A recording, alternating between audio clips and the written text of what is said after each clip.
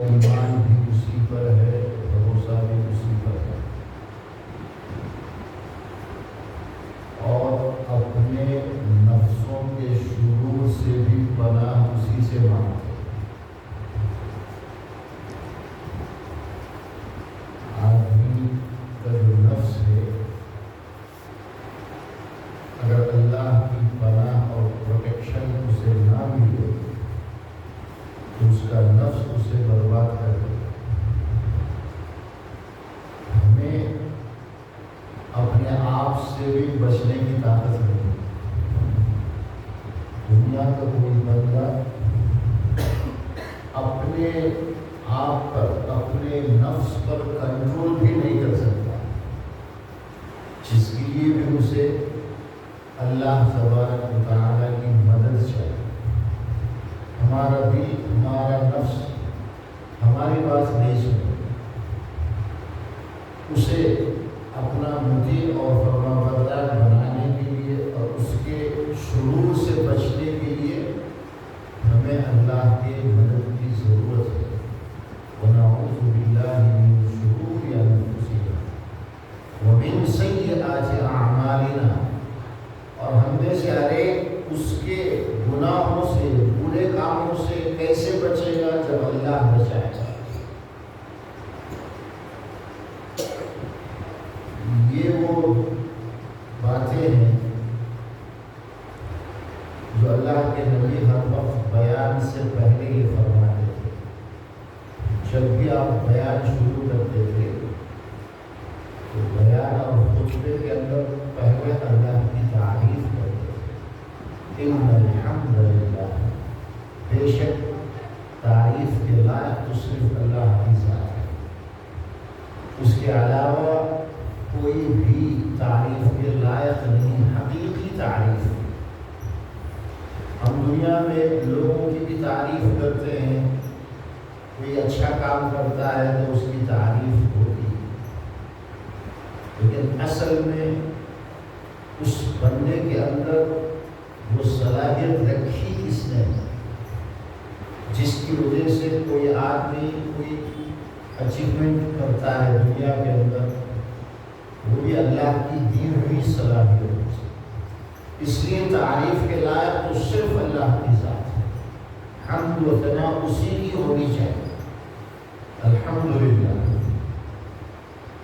پھر دوبارہ اسی کو نحمدہ، ہم اسی اللہ کی حمد بیان کرتے ہیں، ونستعینہ، اور اسی سے ہم مدد مانگتے ہیں، ونستغفرہ، استغفار اور معافی بھی اسی سے ہم مانگتے ہیں،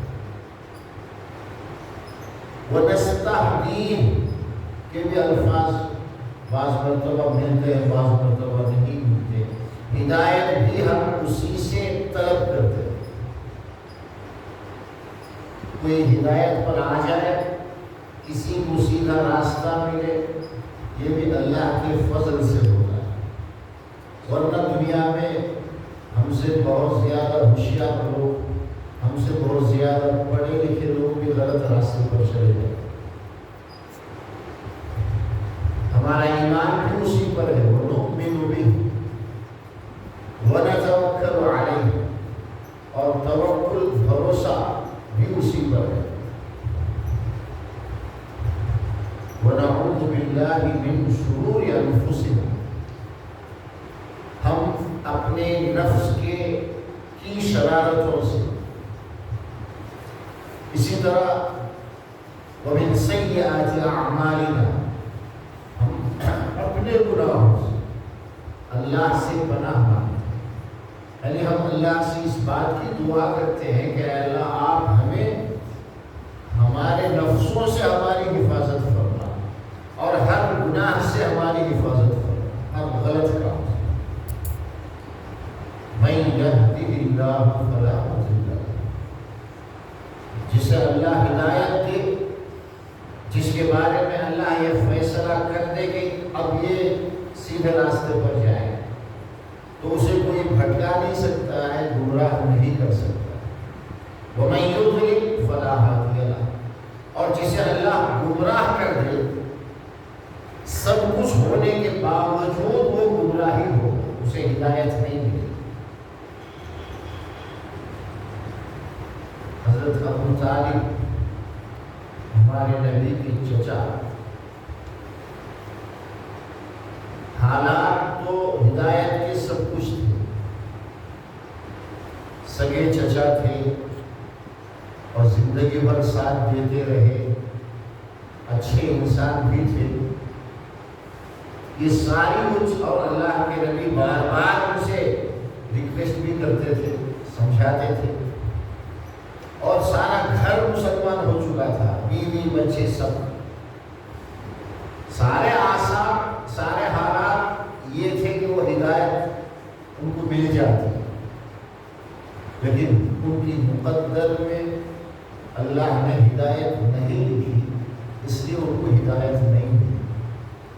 انہوں نے کہا لا تہدی من احببت، اللہ نے اس آیت کو اتارا قرآن مجید کے اندر، اے نبی کسی کو ہدایت مل جائے، کوئی ایمان والا بن جائے، یہ تمہارے ہاتھ میں نہیں، تمہارا کام تو سمجھانا ہے، بات پہنچانا ہے، تم نے پہنچا دیا، اب کون کلمہ پڑھتا ہے، کون مسلمان ہوتا ہے، اس سے تمہارا کوئی مطلب نہیں۔ ان کو ہدایت نہیں ملی، وہ اس دنیا سے بغیر ایمان کے چلے گئے، اور نتیجہ یہ ہوا کہ سگے چچا کے جنازے میں ہمارے نبی شریک نہیں ہوئے، چھوڑ دیا، ان کی نماز نہیں پڑھی۔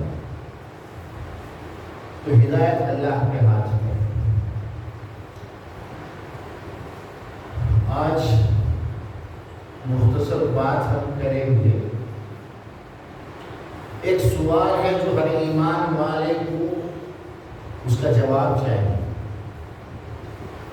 عام طور پہ تو لوگ کرتے نہیں ہیں، یہ سوال اپنے آپ سے کرنے کا ہے، ہر ایمان والا خود اپنے سے ایک سوال کرے کہ اللہ نے مجھے کیوں پیدا کیا، میرے اس دنیا میں آنے کا مقصد کیا ہے، کیوں اللہ نے مجھے ایک زندگی دے کر اس دنیا میں بھیجا۔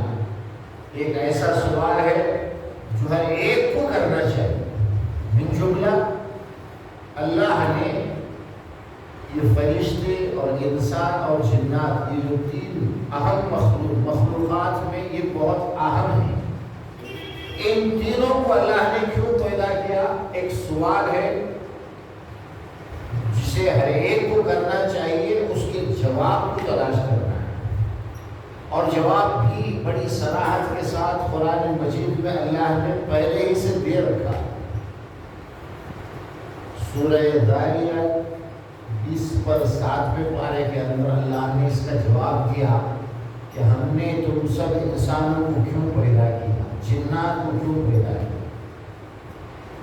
وَمَا خَلَقْتُ الْجِنَّ وَالْإِنسَ إِلَّا لِيَعْبُدُونِ، ہم نے تم سب کو، انسانوں کو اور جنات کو پیدا کر کے دنیا میں جو بھیجا ہے، اس کا مقصد یہ ہے کہ تم میری عبادت کرو۔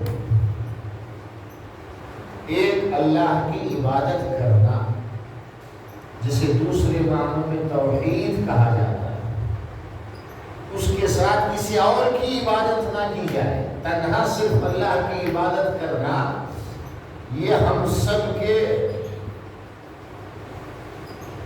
خلق کا، پیدا کرنے کا مقصد اللہ نے بتایا۔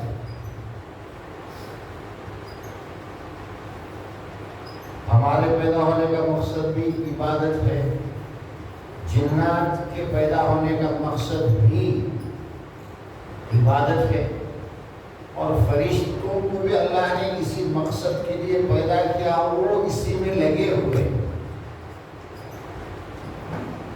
فرشتوں کے بارے میں اللہ نے قرآن مجید میں یہ فرمایا، لا یعصون اللہ ما امرهم ویفعلون ما یؤمرون، وہ ہمیشہ وہی کرتے ہیں جس کا ان کو حکم ہوتا ہے،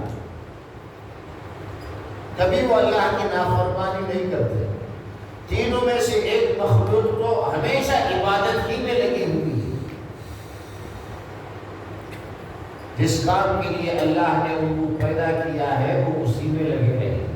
بعض احادیث میں آپ نے سنا ہے کہ کوئی فرشتہ ایسا ہے اسے پیدا کیا اللہ نے، اب وہ قیام کی حالت میں ہے۔ جیسے ہم نماز میں کھڑے ہوتے ہیں قرات کے لیے، جسے ہم قیام کہتے ہیں، نماز کا ایک رکن ہے وہ۔ بہت سارے فرشتے وہ ہیں جن کو اللہ نے اسی قیام کے لیے پیدا کیا ہے، اور جب سے وہ پیدا ہوئے ہیں ابھی تک اور قیامت تک، جب قیامت کے قریب جب ان کی موت آئے گی قیامت کے وقت، اس وقت تک وہ اسی قیام میں لگے ہوئے ہیں، کوئی دوسرا کام ہی نہیں۔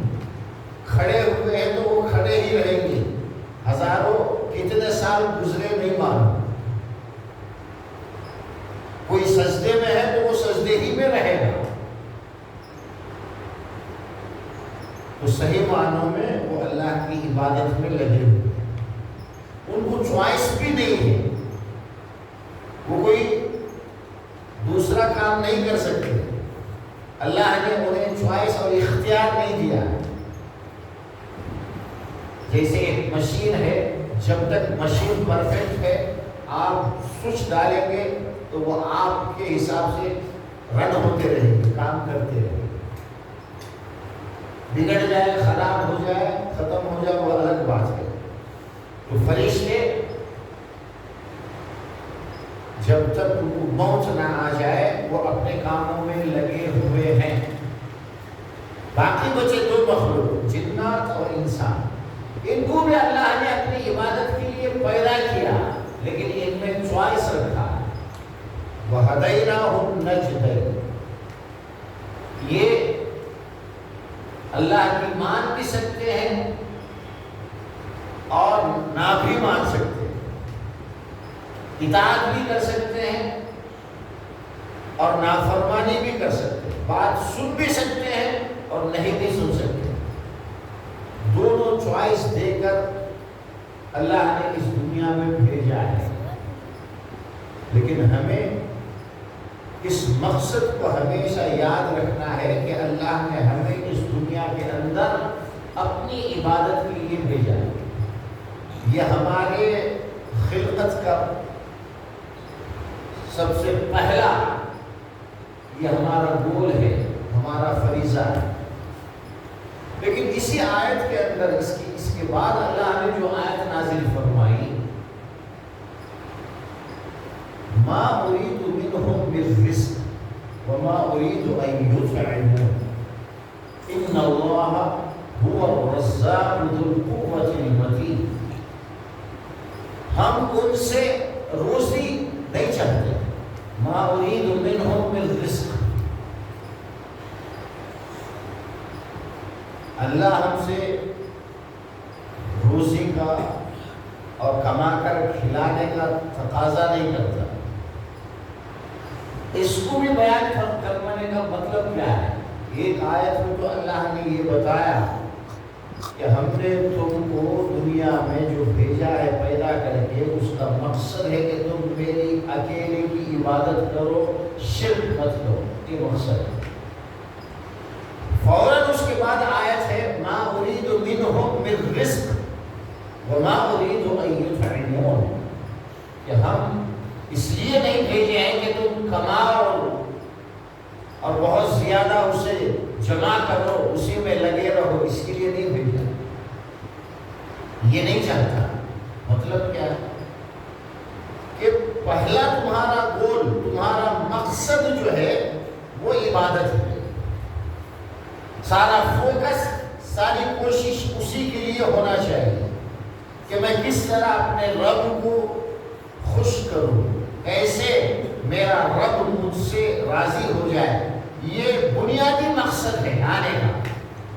کمانا کھانا یہ بھی ضروری ہے، لیکن یہ مقصد نہیں ہے۔ بہت ساری چیزیں ہوتی ہیں، ان کا ایک مقصد ہوتا ہے، اور اس مقصد کے لیے بہت سارے کام کرنے پڑتے ہیں، لیکن وہ اصل مقصود نہیں۔ مقصد تو اللہ کی عبادت ہے۔ اس عبادت کے لیے آدمی چست رہے، ایکٹیو رہے، صحت مند رہے، طاقت بھی اس کے پاس ہو، کمائے گا، کھائے گا، اپنی صحت کا خیال کرے گا تو یہ ساری چیزیں حاصل ہوں۔ مقصد تو یاد ہے، لیکن اس مقصد کو پانے کے لیے، اچیو کرنے کے لیے جن اسباب کی ضرورت ہے، اگر وہ بھول جائے گا آدمی تو مقصد کو پورا کرنے میں بھی کمزور پڑ جائے گا۔ ہم تم سے روزی کموانا نہیں چاہتے ہیں، اس کا یہ مطلب نہیں کہ کام دھندے چھوڑ کر خالی عبادت کرتے رہو، یہ مقصد نہیں ہے۔ اس لیے جب ایک صحابی جن کے بارے میں اللہ کے نبی کو یہ پتا چلا کہ یہ ہر دن روزہ رکھتے ہیں، رات بھر اللہ کی عبادت پہ لگے رہتے ہیں، عورتوں کے قریب بھی نہیں جاتے، پتا چلا تو اللہ کے نبی نے ان کو بلایا اور ان سے کچھ سمجھایا اور بتایا کہ تم سوتے نہیں ہو، کھاتے نہیں ہو، رات بھر عبادت کرتے ہو، دن بھر روزے رکھتے ہو، حالانکہ تمہارے بدن کا بھی تم پر حق ہے۔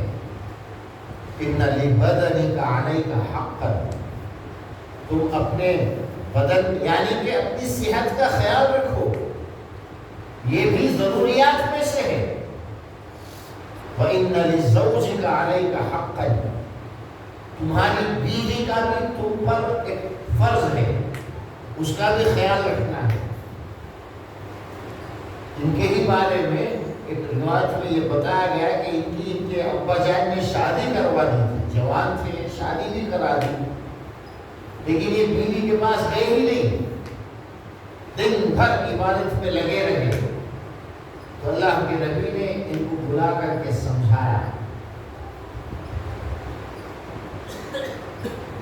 اور چونکہ زیادہ شوق تھا روزوں کا، انہوں نے اللہ کے نبی سے پوچھا، یا رسول اللہ، مجھے پہلے جو آپ مجھے یہ کورس دیے ہیں روزہ رکھنے کا، رمضان کے نہیں نفل روزے، اور زیادہ مجھے روزہ رکھنے کی اجازت دیجیے، مجھے روزے میں مزہ آتا ہے،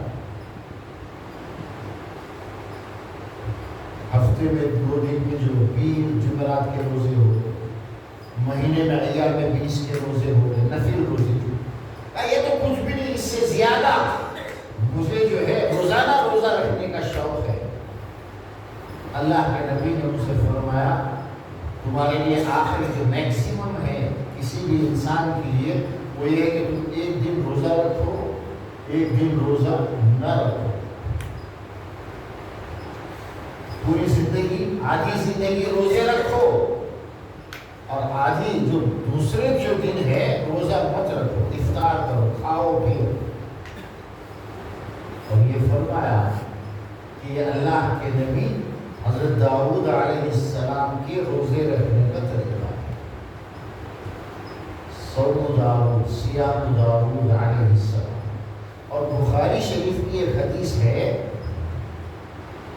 اعبد البشر نبی اللہ داؤد علیہ السلام، دنیا میں سب سے زیادہ جس بندے نے عبادت کی ساری بشریت کے اندر، آدم علیہ السلام سے لے کر آخری انسان تک، جس میں سارے نبی، سارے انبیاء، سارے اللہ کے خاص بندے، اولیاء سب ہے، اس میں سب سے زیادہ کسی نے اگر عبادت کی ہے تو وہ داؤد علیہ السلام۔ اعبد البشر کہا گیا، اعبد اس میں تفصیل ہے، بشر میں سارے انسانوں کے اندر سب سے زیادہ عبادت کرنے والے حضرت داؤد علیہ السلام، خود بھی نبی ہیں، اور اللہ نے ان کو ملک بھی دیا، بادشاہ بھی تھے، اور ان کے بیٹے حضرت سلیمان علیہ السلام وہ بھی نبی ہیں۔ دنیا میں سب سے زیادہ عبادت عابد وہی تھے، عبادت کرنے والے، یہ ہمارے نبی نے فرمایا، بخاری شریف کی حدیث ہے۔ ان کا کیا تھا؟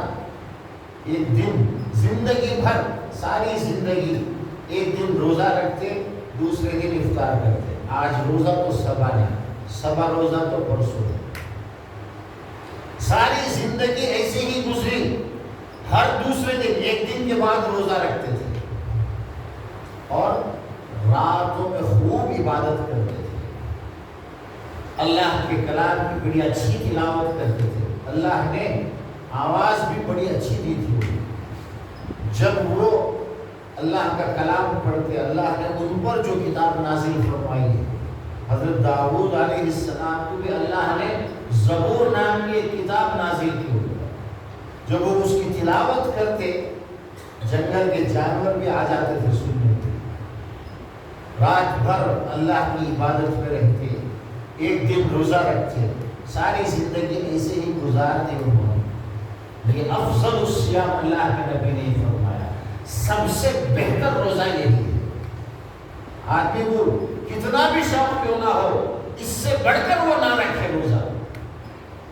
بہت زیادہ روزہ رکھنے کا کسی کو ہے تو ایک دن روزہ رکھے، پھر دوسرے دن روزہ نہ رکھے، یہ سب سے بیسٹ طریقہ ہے۔ اللہ کے نبی نے ان کو بھی سمجھایا۔ پھر اللہ کے نبی نے ایک بات کہی، وَكَانَ لَا يَفِرُّ إِذَا لَاقَاهُ، وہ جب دشمن سے سامنا ہوتا تو وہ بھاگتے نہیں تھے۔ ایک عجیب بات اسی حدیث میں، یہ سارے فضائل بیان کرنے کے بعد کہ وہ ایک دن روزہ رکھتے، پھر دوسرے دن روزہ نہیں رکھتے، نہیں، ہم مہینے میں 15 دن وہ روزہ رکھتے ہیں اور رات میں خوب عبادت کرتے ہیں۔ ایک بات اس حدیث میں، یہ مسلم شریف کی حدیث ہے غالباً یا ابو داؤد، یہ فرمایا کہ داؤد علیہ السلام جب دشمن سے ملاقات ہوتی ان کی، بخاری شریف کی حدیث کہ وہ بھاگتے نہیں تھے، یعنی دشمن کا وہ مقابلہ کرتے تھے، اور جو ذمہ داری اللہ نے ان پر دی وہ ایکٹیو کے ساتھ، نشاط کے ساتھ۔ آدمی نماز پڑھ رہا ہے سویا ہوا، اتنا کہ بڑا بھاری کام کر نہیں، شوق جیسے دنیا کا کوئی کام ہم جس میں فائدہ ہوتا ہے بڑے ہوشیاری سے ہم کرتے ہیں۔ آدمی کو ہمیشہ ایکٹیو ہونا چاہیے، وہ سستی میں، کاہلی میں ایسا نہیں کہ تھکے ہوئے، ایسا نہیں کرتے تھے، سامنے رہتے تھے، جب جہاد ہو تو سامنے رہتے۔ وَقَتَلَ دَاوُودُ جَالُوتَ، جالوت نام کا ایک بڑا کافر تھا، مقابلہ ہوا تو داؤد علیہ السلام نے اس کو مار دیا، قتل کیا۔ ایک دن روزہ رکھتے ہیں، دوسرے دن نہیں رکھتے۔ جس دن روزہ نہیں ہوتا کھاتے پیتے آرام کرتے اور اپنی جسم کا خیال رکھتے، یہ بھی ضروری ہے۔ آپ کماتے کھاتے کیوں ہیں؟ کمانا کھانا مقصد نہیں ہے، پیسہ خوب جمع کرنا یہ مقصد نہیں ہے۔ کمائیں گے کھائیں گے تو ہیلدی رہیں گے،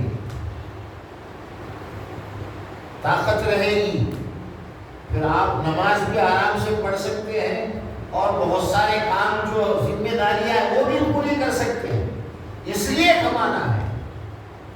کمانا کھانا یہ اسباب ہیں کہ آدمی اس سے چست رہے گا، ایکٹیو رہے گا، اور یہ بھی ضروری ہے۔ نیند آ رہی ہے تو حکم ہے کہ سو جاؤ۔ اللہ کے نبی مسجد میں آئے، دیکھا کہ ایک رسی لٹک رہی، پوچھا کہ یہ کیا ہے؟ کہا کہ زینب نام کی ایک صحابیہ ہے، یہ ان کی رسی ہے، وہ خوب کھڑی کھڑی عبادت کرتی ہے اور نیند آنے لگتا ہے، غلبہ ہوتا ہے اسے، جب گرنے کا، کھڑے کھڑے ادھر ادھر ہونے کا ڈر ہوتا ہے تو وہ رسی کو پکڑ لیتی ہے۔ اللہ کے نبی کے زمانے میں یہی نہیں کہ فرض نمازوں میں عورتیں آتی تھیں، یہ حدیث بالکل صحیح ہے کہ وہ کبھی راتوں میں بھی عبادت کے لیے آ جایا کرتی تھی۔ کون روکے گا؟ اللہ کا گھر ہے۔ یہ جھوٹ ہے جو بولا جاتا ہے کہ بھائی بندے مسجد میں آئے جائیں، کتنے واقعات سنتے پھر بھی انکار کرتے ہیں۔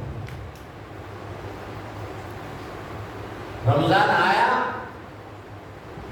امہات المؤمنین میں سے اکثروں نے اپنا اپنا ڈیرا لگایا، خیمہ جیسے ہوتا مسجد میں۔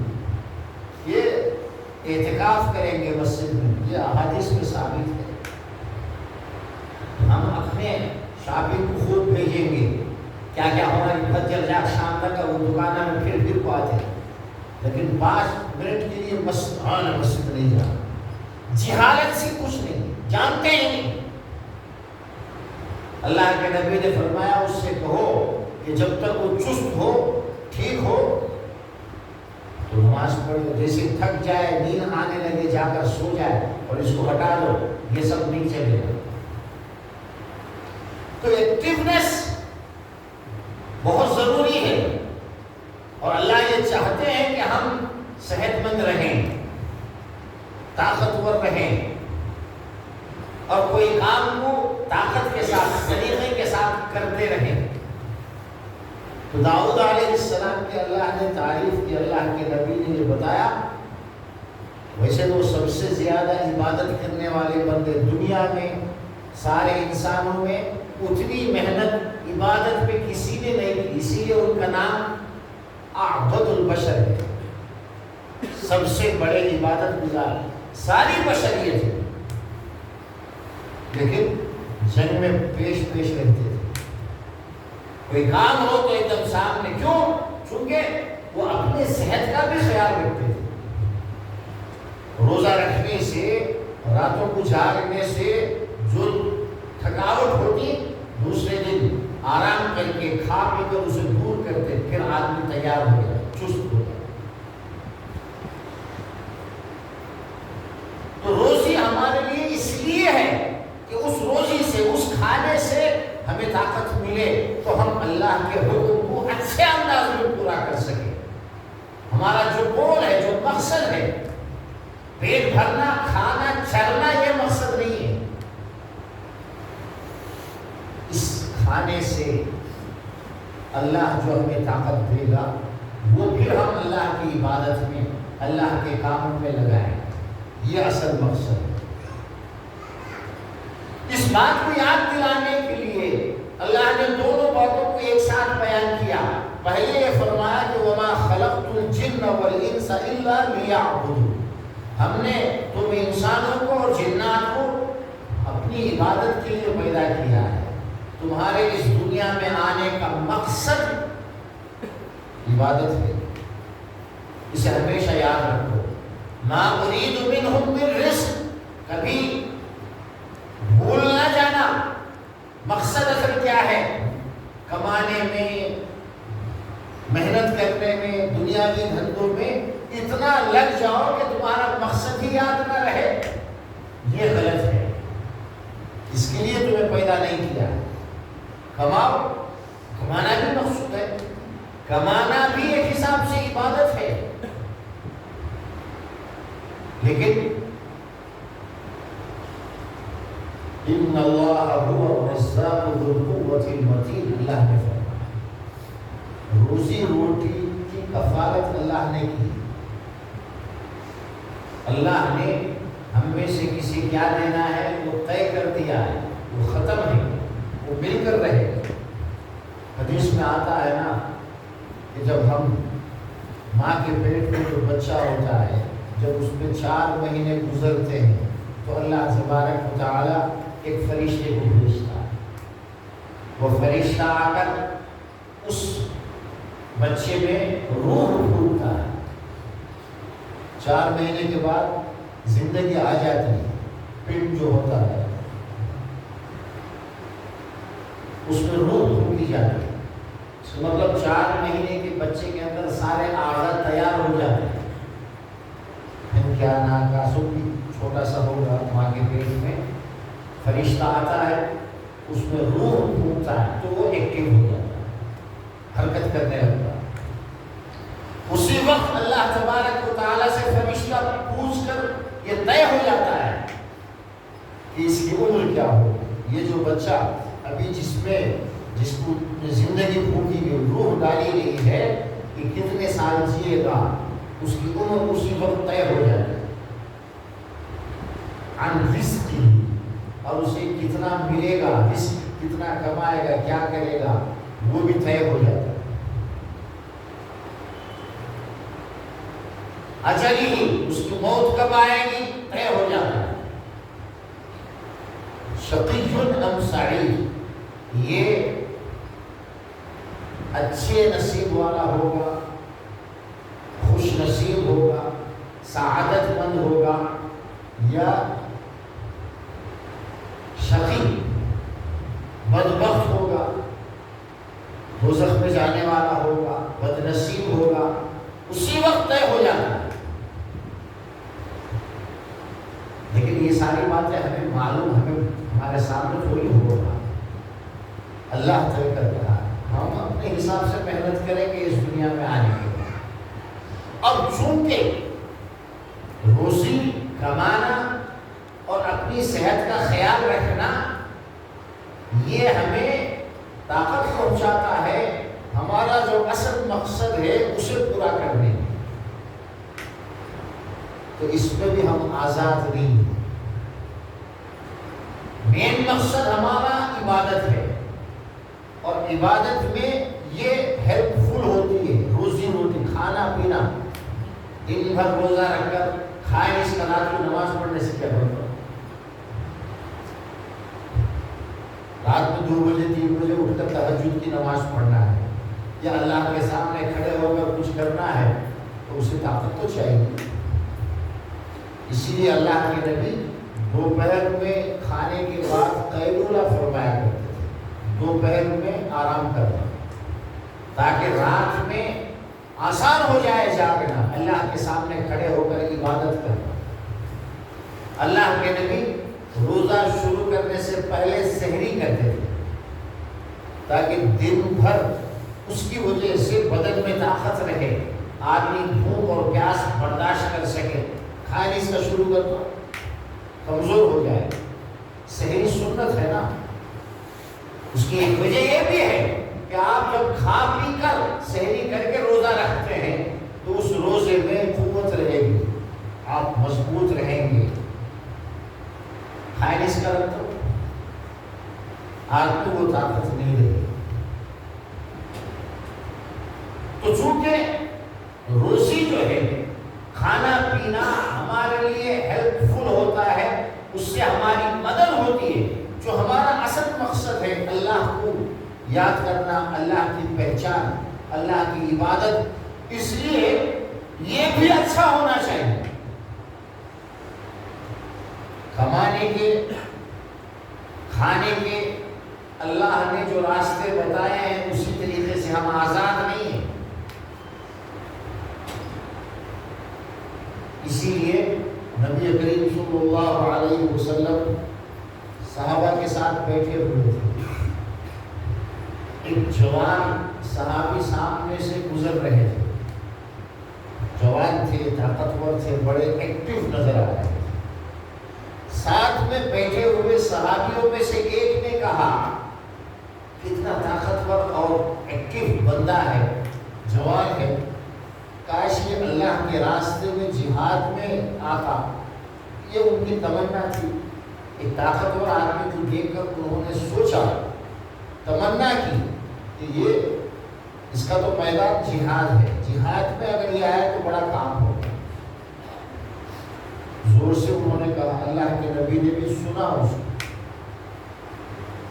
پھر اللہ کے نبی نے سارے صحابہ کی طرف ایک نظر ڈالی، اور پھر ہم تک جہاں تک یہ حدیث پہنچے ان کو یہ بات سمجھانے کے لیے اللہ کے نبی نے یہ فرمایا، وہ جو جا رہا ہے اگر وہ اپنے بوڑھے ماں باپ کے لیے کمانے کے لیے نکلا ہے کہ میرے بوڑھے ماں باپ ہیں، ان کو میں محنت کر کے کما کر لا کر کھلاؤں گا، اس مقصد سے وہ نکلا ہے، فَهُوَ فِي سَبِيلِ اللَّهِ، تو وہ اللہ کے راستے میں جہاد کے برابر ہے. اور اگر وہ اپنے گھر کے لیے، بیوی بچوں کو کمانے کے لیے نکلا ہے، ان کے لیے نکلا ہے، تو بھی وہ اللہ کے راستے میں جہاد کے برابر ہے. وَهُوَ فِي سَبِيلِ اللَّهِ. کیا مطلب ہے؟ جائز طریقے سے محنت کرنا، روزی کمانا، اور نیت اچھی ہو. عبادت ہے، جہاد کی طرح وہ بھی عبادت ہے۔ اور ایک دوسری حدیث میں اللہ کے نبی نے یہ فرمایا، اذا تبايعتم بالعینۃ واخذتم اذناب البقر ورضيتم بالزرع، تین چار باتیں اللہ کے نبی نے فرمائی کہ جب تم ہر طرح کا دھندا کرنے لگو، بالعینۃ کا مطلب سودی کاروبار۔ اس زمانے میں ایک ٹائپ کا تھا کہ آپ کے پاس کوئی سامان ہے، آپ کو پیسوں کی ضرورت ہے، سامان جو ہے کسی کے پاس آپ جاتے اور بیمار ہوتا کہ آپ سامان اسے بیچ رہے ہیں لیکن وہ خرید رہا ہے، بعد میں پیسے دے گا، ابھی نہیں دے گا، کیش نہیں دے گا۔ آپ نے طے کر لیا کہ یہ سامان 1 لاکھ روپے کا ہے، وہ 1 لاکھ روپے آپ کو دے گا لیکن بعد میں دے گا۔ جب یہ طے ہو جائے تو وہ پھر اسی سامان کو، اب یہ جس کا سامان ہے وہ اس سے پھر جو ہے اس سے کم میں خریدے گا، 1 لاکھ روپے اور نہیں 50,000 میں کیش میں۔ جو سامان بعد میں 1 لاکھ روپے کا ہونا تھا وہ اسی سے بات ہو رہی ہے، ایک ہی آدمی سے، کہ وہ ابھی کیش ہینڈ اوور کر کے 50,000 روپے لے رہا ہے اور 50,000 کا اس کو فائدہ ہے، بعد میں دے گا۔ اس طرح کے بہت سارے بہانے وہ کرتے تھے، آج کل بھی یہ بہت چل رہا، اور سودی کاروبار بھی اسی میں آتا ہے۔ آدمی بہت ساری چیزیں کریڈٹ پر کرتا ہے، بینک کی گارنٹی پر کرتا ہے، بہت سارے کام، فائدہ ان کو جاتا ہے۔ جب تم کاروبار کے اندر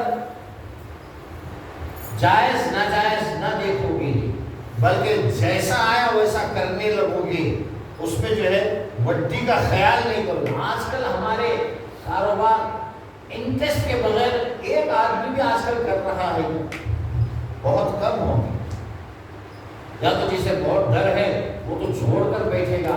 سارے دھندے جو ہے سودی ہیں، انٹرسٹ پر ہے آج کل۔ اللہ کے نبی نے پہلے ہی یہ بتایا، اور یہ مسلم شریف کی حدیث ہے، اچھی طرح یاد رکھنا۔ جب سودی کاروبار ہونے لگی اور تم بیلوں کے دم پکڑ کر یعنی جانوروں میں اتنے بزی ہو گئے کہ آپ کو دوسری چیزوں کا خیال ہی نہیں، جانوروں میں، کھیتی باڑی میں، کام کام کام، اللہ پر کوئی بھروسہ نہیں، اللہ کے احکام میں کوئی فکر نہیں، جیسے بھی ہو کمانا ہے۔ اس طرح سے جب دنیا کے دھندوں میں لگو گے، اللہ تمہارے اوپر ایسی ذلت لائے گا، تم ایسے ذلیل ہو جاؤ گے۔ اور آج کل ساری دنیا میں مسلمان اسی لیے ذلیل ہے کہ اللہ اور اس کے نبی نے جو طریقہ بتایا ہے، آج کاروبار، بیپار، تجارت اس طریقے پر نہیں ہے۔ دین، سارا دین اور دین کی طرف بلانے والوں کا بھی یہی ہے کہ بس نماز پڑھ لو کافی، کرتا پیجامہ پہن لو، بس اسی کی طرف۔ کاروبار کی طرف خیال بھی نہیں جاتا لوگوں کا۔ جب تک تم پھر دوبارہ دین کی طرف نہیں آؤ گے، تمہاری یہ ذلت، تمہاری یہ بے عزتی اللہ دور نہیں کرے گا۔ دوسرے لوگ جو بے ایمان ہیں، جن کا ایمان نہیں ہے، جو ایمان والے نہیں ہیں، وہ اگر انٹرسٹ سے کام کر رہے ہیں تو کوئی بات نہیں ہے، وہ ان کا ہے۔ لیکن ایک ایمان والا جو اللہ اور اس کے رسول کو مانتا ہے لیکن اپنے کام دھندے میں شریعت کا خیال نہیں کرتا ہے، انٹرسٹ اور وڈی کے کاروبار میں لگا ہوا ہے۔ ربا میں بہت ساری چیزیں ہیں، تھوڑے لوگ کیا سمجھتے، میں لے تو کیا مجھے ضرورت پڑا، لے تو کیا ہوتا ہے، میں کھانا لینا پہ آپ کو سمجھتا، کہیں مل نہیں رہا ہے، آدمی مجبور ہے، وہ کسی سے انٹرسٹ پر لیتا ہے پیسے، بعد میں انٹرسٹ کے ساتھ وہ اسے پے کرے گا۔ ان وڈی کے پیسے ان کھانا نہیں نا، لالا تھوڑے پیسے اسے وڈی کے ساتھ ملا دے تھا. لیکن حدیث میں 10 لوگوں کے بارے میں فرمایا کہ انٹرسٹ سے جڑے ہوئے 10 لوگ ہیں جو حرام کام کر رہے ہیں. وڈی لینے والا، وڈی دینے والا. تمہیں 100 روپے لے کو 110 روپے بڑھا کر دیے نو، وہ 10 روپے ان کھاتا نہ دیا سن تمہارا کون یہ کون کھاتا ہے، تو تمہیں وڈی دے کو کھلانے والے بن گئے.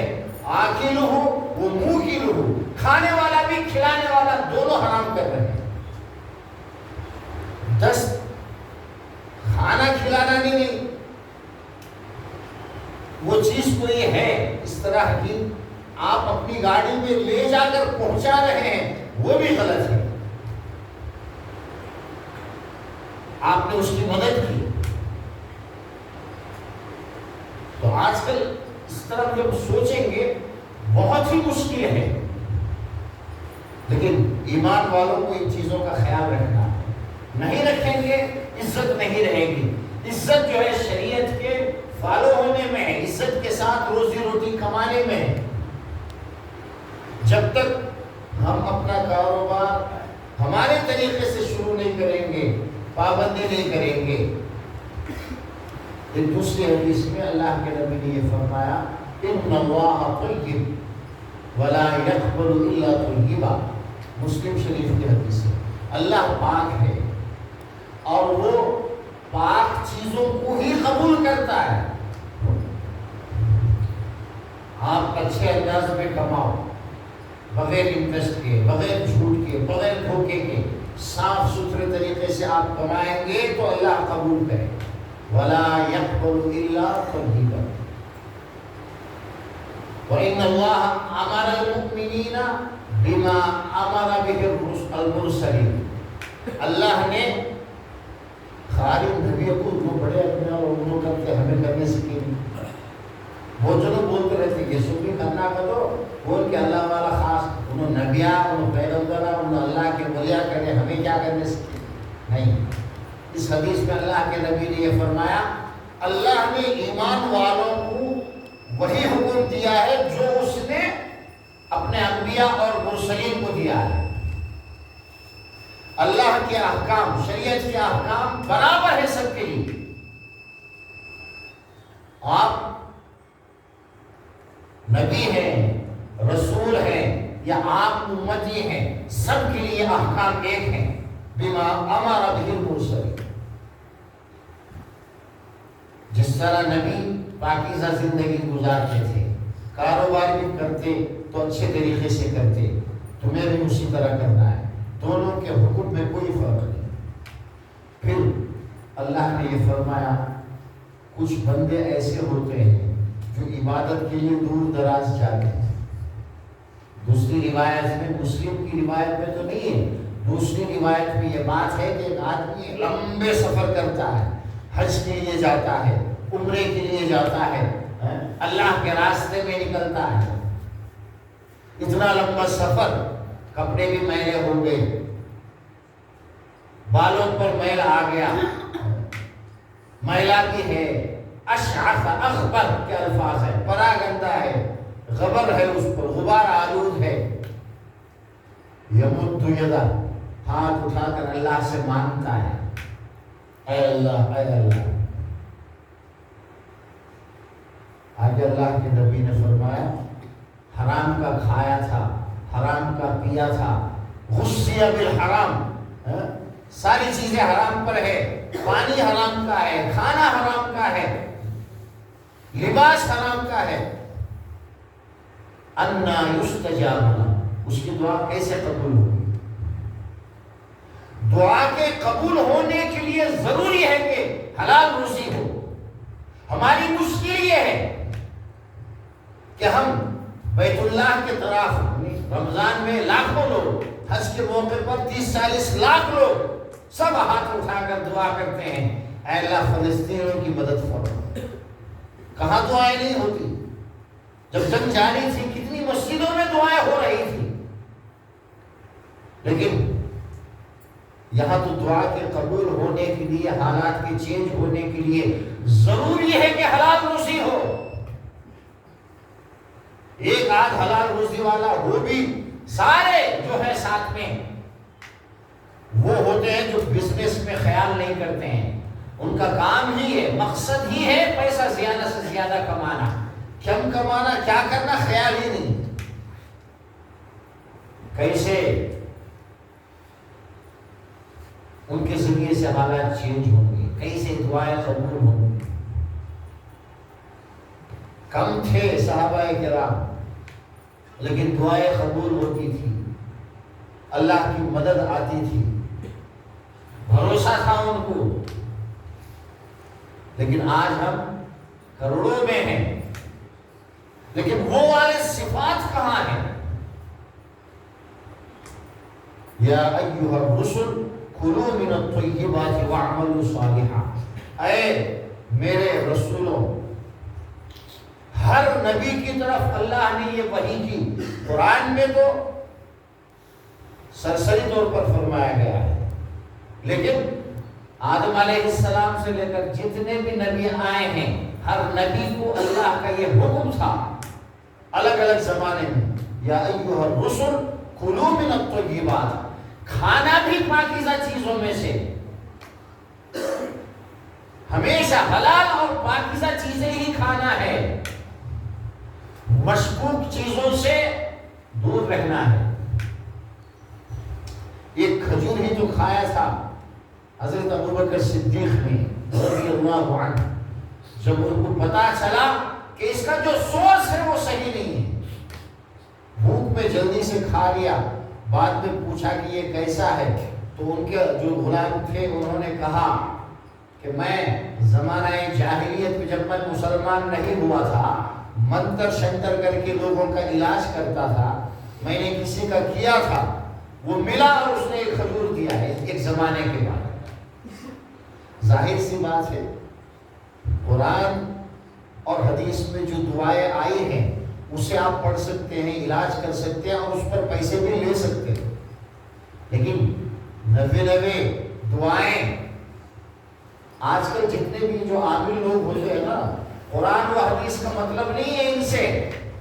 آپ کو لگے گا کہ یہ عربی میں لکھ رہے ہیں، عربی میں ہے، بھاشے کے ہونے سے نہیں ہوگا، بھاشے میں شرکیات ہوتی، اسی منتر شنتر کی طرح چیزیں لکھتے ہیں، وہ کیا لکھتے ہیں ان کو معلوم ہی نہیں، بالکل حرام۔ آپ صرف الحمد کا سورہ آپ پڑھیے، الحمدللہ رب العالمین۔ حضرت ابو سعید خدری رضی اللہ عنہ کا وہ واقعہ مشہور ہے، وہ ایک جماعت کے ساتھ گئے، وہاں کے ایک سردار کو بچھو نے کاٹ لیا، پہلے تو جا کر وہ خدمت کریں، پکڑا لینی، بعد میں انہیں کہ سردار کو بچھو لڑیا آئے، آپ کیا تو کرو دعا پڑھو، کیا تو دم کر دو۔ حضرت ابو سعید خدری رضی اللہ عنہ بڑے صحابی ہیں، آپ پڑھتے لیکن 30 بکرے لیتے، دینا ہو تو پڑھتے، نہیں تو نہیں۔ بات طے ہو گئی، انہوں نے کیا پڑھے، خالی الحمد کا سورہ 7 بار پڑھ کو پھونکے اسے اچھا ہو گیا، 30 بکرے لے گئے لائے، لیکن انہیں معلوم نہیں ہے بکرے ہمیں کھائے جا نہیں کھائے جا، حکم معلوم نہیں تھا، کہے گا ہم چھینیں گے نہیں، مدینے میں جانے کے بعد اللہ کے نبی سے پوچھ کر کیا کرنا ہے دیکھیں۔ جب یہ واپس آئے مدینے میں، اللہ کے نبی سے بتایا، پورا قصہ سنایا، ایسا ہوا تھا، کہا کہ بہت اچھا ہے، برکت کا کھانا ہے، میرا بھی اس میں حصہ لگاؤ۔ تو قرآن سے، احادیث میں جو دعائیں اس سے علاج کرنا بالکل صحیح ہے، اللہ کے نبی نے کیا ہے اور اجازت ہے، اور اس پر اجرت بھی آپ لے سکتے ہیں۔ ایک ڈاکٹر اگر جا کو انہیں دکھا تو پیسے دیتے جانا، ایک عالم ہے، کوئی حافظ ہے، اس نے محنت کیا، اسے یاد ہے، وہ اچھی طرح پڑھ سکتا ہے، اگر وہ پیسے لے تو اس میں حرج کیا ہے؟ سب بھی کام چھکے ہونا دین کے کام ہے، اس کا اس میں ٹائم نہیں لگتا ہے، ارے وہ پیسے لیتے لے تو اچھا، یہ نیگلیجنس کا کام کرے جانے، نہیں لے کو کچھ آج دنیا میں ہر ایک کام کے واسطے بھی ہمارے گھر پیسے ہیں، لیکن دین کے کام کے واسطے پیسے نہیں۔ بچہ اجالا ہو تو جاتا، اسے 20 روپے کی 25 روپے کی دے بھیجتا ہے، اس کا سال کا فیس کرتا ہے، لیکن مسجد کے ڈبے میں 10 روپے 20 روپے ڈالتا وارم کو۔ وہ بھی ایک دھنا بچے کو جیب خرچ کے واسطے جتنا ہم دیتے ہیں وہ بھی دینے کی اس کے اندر یہ نہیں ہے، ہمت نہیں۔ حالانکہ ہر گاؤں میں مسجد بنانا ہو، مسجد چلانا ہو، اسی گاؤں میں سے چندہ ہونا، باہر جا کر کرے جائیں۔ جس طرح مجھے اپنا گھر خود بنانا چاہیے، میں گھر بنانا کا تو جا چندہ کیا تو کرتا، کماتا ہوں، اللہ نے جو بھی دیا اس کے حساب سے۔ اسی طرح میرا گھر جس طرح ضروری ہے، میرے گاؤں کے اندر میری مسجد اور مسجد کا انتظام چلانا، خالی مسجد بھن کو چھوڑ تو ہو جاتا نہیں۔ مسجد میں امام بھی ہے، اذان دینے والے ہیں، صفائی، ان سب کو کون چلائے گا؟ جس طرح میرے گھر کی حفاظت ذمہ داری میری ہے، اور میری مسجد کی اگر ذمہ داری میں پورا نہیں اترا، قیامت کے دن پوچھے گا اللہ تبارک و تعالی۔ اصل تو مسجد کی آبادی ہے، کتنا ہمارا پیسہ مسجد میں لگ رہا ہے، کتنی ہماری انرجی لگ رہی ہے، یہ سب کاؤنٹ ہوتا ہے۔ ایک عورت تھی جو مسجد کی صفائی کیا کرتی تھی، جھاڑو دیا کرتی تھی مسجد کی صفائی، بعد میں اس کا انتقال ہو گیا۔ اللہ کے نبی نے پوچھا کہاں ہے وہ، نظر نہیں آ رہی ہے۔ بتایا اللہ کے نبی رات کو مر گئی تھی اور ہم نے اسے دفن بھی کر دیا، اللہ کے نبی کو بتایا نہیں۔ اللہ کے نبی نے کہا کہ مجھے اس کی قبر بتاؤ، اس کی قبر پر گئے اور اس کے لیے قبر کے پاس جا کر کے نماز پڑھی۔ بعد میں اللہ کے نبی نے اور پھر یہ فرمایا میری اس سے بات ہوئی ہے، اللہ بات کرا سکتا ہے، یہ معجزات میں سے ہے۔ میں تو معلوم نہیں تو ابھی ایک ولی کو خبر کرنے جا بات کرنا یہ سب غلط ہے، جھوٹ ہے، لیکن اللہ اپنے نبیوں کے ساتھ کچھ ایسے کام کرواتا ہے جو دنیا میں کوئی کر نہیں سکتا، اسی لیے وہ معجزہ ہے۔ سارے دنیا کے انسان اس سے عاجز آ جاتے ہیں۔ ولی کا کام کیا ہے؟ نیم پڑھیانی ولی صبح مسلمانہ صبح جو بالکل دعا کرے، اللہ کیا کرتا؟ بادل بھیج کو بارش برسا۔ یہ دنیا کے حساب سے ہی ہوتے ہیں، کرامات جو ہوتے ہیں وہ الگ سے نہیں ہوتے۔ آپ کتنی بھی دعا کر لو، کتنے بھی اللہ کے ولی بن جاؤ، آپ کے بادل آنے اس کا کیا بھی نہیں سکا، انگلیاں میں سی پانی کی فوارے بہ جائے، یہ نہیں ہو سکتا۔ ایک جنگ کے موقع پر پانی نہیں تھا، حضرت عمر ایک برتن میں پانی لے کر آئے، کہا کہ اللہ کے نبی آپ کچھ کیجئے بارش پانی کے لیے، 1000 سے بھی زیادہ لشکر ہے اور پانی نہیں۔ اللہ کے نبی نے اسی برتن میں ہاتھ رکھا تو آپ کی انگلیوں میں سے جیسے پائپ میں سے پانی بہتا ہے۔ 1000 سے بھی زیادہ کا لشکر وضو کیے، پانی پیا، پانی بھر لیے۔ یہ صرف اللہ کا نبی کرے گا، یہ معجزہ ہے۔ یہ تو اللہ کے نبی اللہ کے حکم سے وہ سب کر رہے تھے اور قدرت اللہ کی ظاہر ہو رہی تھی۔ ایسے کام جو صرف اللہ کا نبی کر سکتا ہے اسے معجزہ کہتے ہیں۔ اللہ تبارک و تعالیٰ کہنے اور سننے سے زیادہ ہم سب کو عمل کی توفیق دے اور دین کو سمجھ کر حلال روزی کماتے ہوئے پرہیزگاری والی زندگی